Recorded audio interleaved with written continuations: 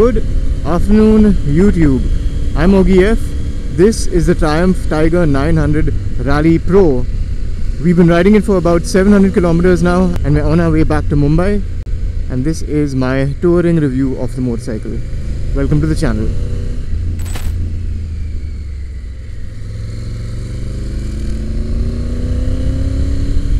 Now, while you can't see right now, I do have a pillion sitting behind me and a Rhinox trail tail bag that is strapped to the back seat and part of the luggage rack on the Triumph Tiger. I also have a Rhinox Navigator tank bag with me that is loaded with my electronics. Those of you who know me personally know I overpack, and well, the tail bag isn't exactly the lightest. Let's just keep it at that. Also, before we get the review started, you might be noticing that servicing light that's blinking on the dash. That doesn't mean that the bike has any issues. It just means that the bike has not had its service meter reset. We got the bike a day before I rode to India Bike Week to Goa, and yeah, unfortunately I was not able to have them reset that in time. There was some error that I was getting on the ride to Goa with the TPMS, but that seems to have sorted itself out now after I deflated and inflated the tire once again. Okay, disclaimers aside, let's get the review started. Now, to begin with, let's talk about the rider's triangle, because I think that is one of the things that really amazed me. The handlebar isn't too far ahead, isn't too far up, it's right in the sweet spot, and I think it's very similar to what I have got on my Adventure 390. My buying decision with the Adventure 390 was very easy because it made me get accustomed to the riding position and handling of the motorcycle within the first few minutes of me riding it.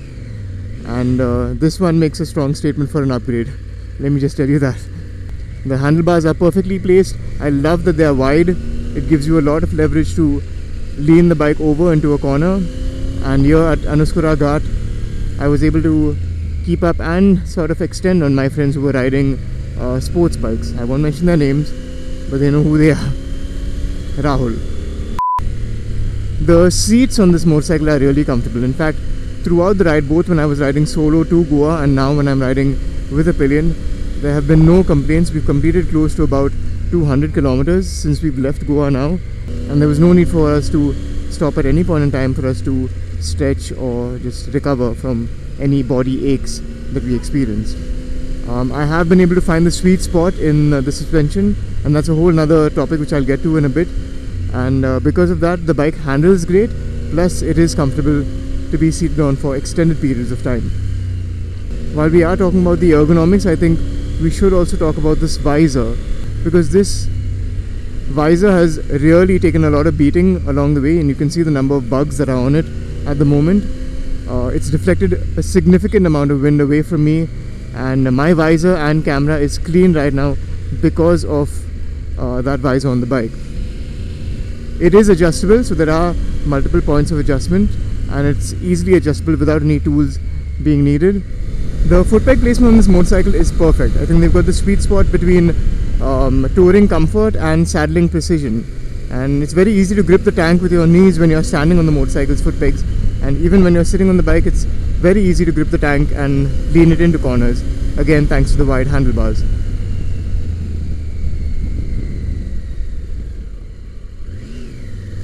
Probably the worst place to work on a car or bike is a corner.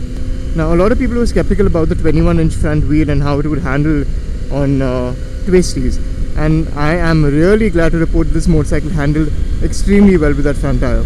Now, part of that is owed to the Bridgestone Batlax tires that you get on this, which are sport touring and a bit of off-road tires, and I don't think at any point in time I've ever needed any additional grip when riding this motorcycle, and I've used most, if not all, of the rear wheel's grip. Additionally, thanks to that 21-inch front wheel, it absorbs these undulations very easily, and yeah, if you combine that with the way the suspension is set up, it is absolutely brilliant. There's so much customization available on tap. There's multiple clicks both on preload, damping and compression, both front and rear, and I was happy to be able to adjust all of that on the fly. It's amazing that they've given us a remote preload adjuster at the back, because yeah, riding with a pillion versus riding with Solo does need some tweaks to the suspension, and this became very easy to change and try different combinations to find that sweet spot. The owner's manual is what I would suggest you read in case you're wondering what kind of setup is the best for you, for those of you who own this motorcycle. The suspension at the front also is easily adjustable just with your hands. You don't need any specialized tools for it. Just by twisting the knobs at the top of the forks, you can make whatever changes you want to it and find whatever you're most comfortable with. I set the front up to be a little more sporty when I was riding solo, and I have now set it up for a little more comfort instead when we're riding 2 up, because I know I wouldn't be pushing it as much and I could just sit back and enjoy the ride. The only real tool that you'll need for adjusting any bits of the suspension on this bike is for the rear suspension. There'll be a screwdriver that you can use to adjust the rebound, and I used that twice in this trip, once when I was coming to Goa riding solo, and then before we set off earlier today to kind of soften the rebound. Now this Rally Pro is completely kitted out. It's got auxiliary lights, it's got a USB-C charger on the front, it's got heated grips, it's got heated seats as well, both for the rider and for the pillion. The headlights on this are wonderful. I messed up because when I got the motorcycle from the service center just a few hours before I set off on my ride, I didn't make adjustments to the headlight and the angle of where that headlight was projecting its beam. What happened was, when we were riding to Goa, the headlight was projecting somewhere up there in those trees, which is not where you want it to be. And I thought you'd require a special tool to be able to make adjustments to where that light was throwing itself. But it just so happens that there's one simple knob under the instrument cluster in front, which you just have to switch clockwise to pull the beam down and anti-clockwise to push the beam up.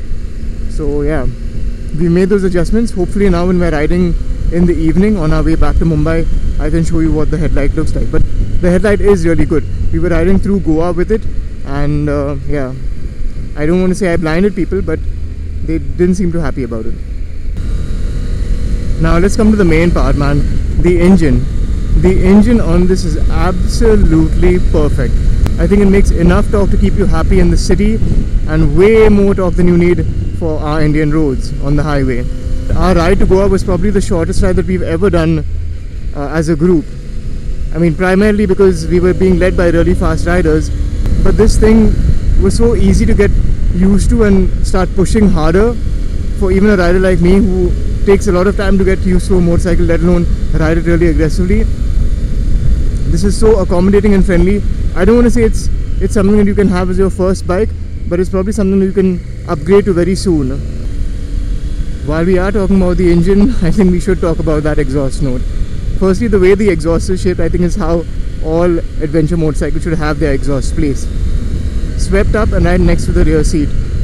That is a very aggressive look for a motorcycle from the rear, and it will intimidate a lot of people, especially after you overtake them. That growl on that inline-3 engine is just music to my ears.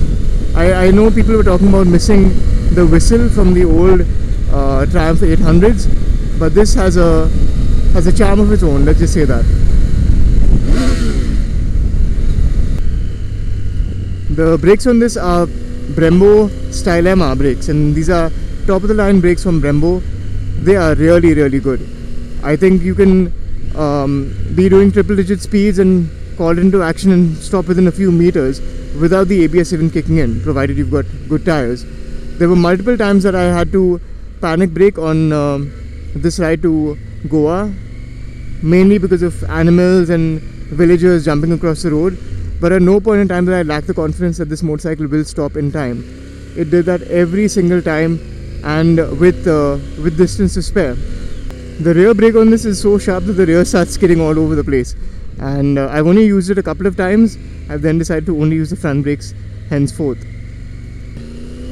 Mind you, it is a big motorcycle, it is heavy, but at no point in time when you get this moving would you feel that weight, because it all sits low on the motorcycle. And even with a pillion, even with luggage, if you adjust the suspension well enough, I don't think you'd feel that interference from that additional weight anytime during your ride. I mean, look at me, I'm leaning this bike over while doing like what, 40-30 kilometers an hour, and it's effortless thanks to the wide handlebars and the amazing suspension and tires that this comes with. In case you're not a great rider either, you can rely on the electronics with your eyes closed. Well, not really with your eye closed, figuratively of course.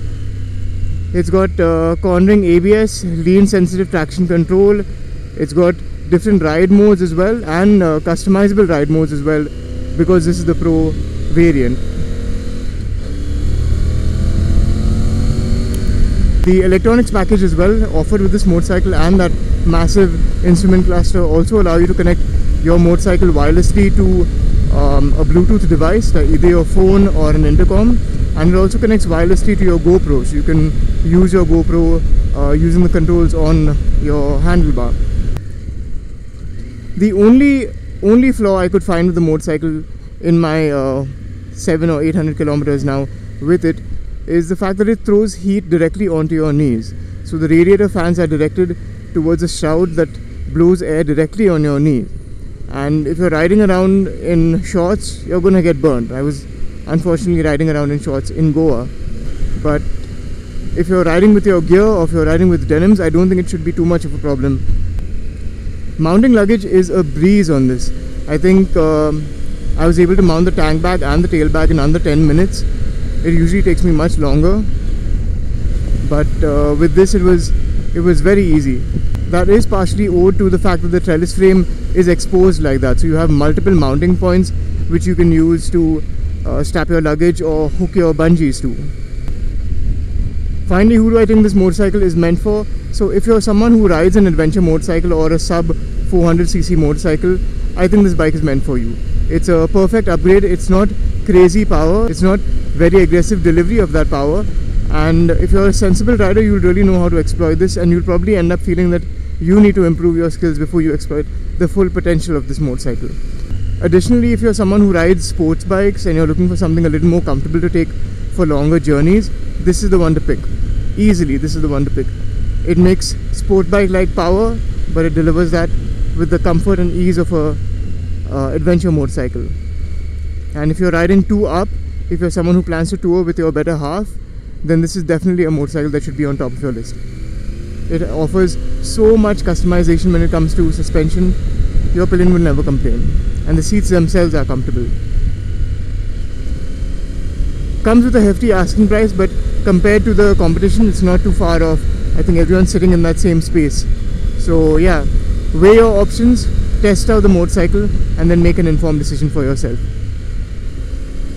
Alright, that's pretty much all I had for today. Thank you so much for joining me on this beautiful ride through Anaskura Ghat. If you have any questions, let me know about them in the comments and I'll try and respond to as many as possible. As always guys, at least wear your helmets while riding your motorcycles and ride safe. It's a freaking jungle out there. There's some tigers out there too. Goodbye.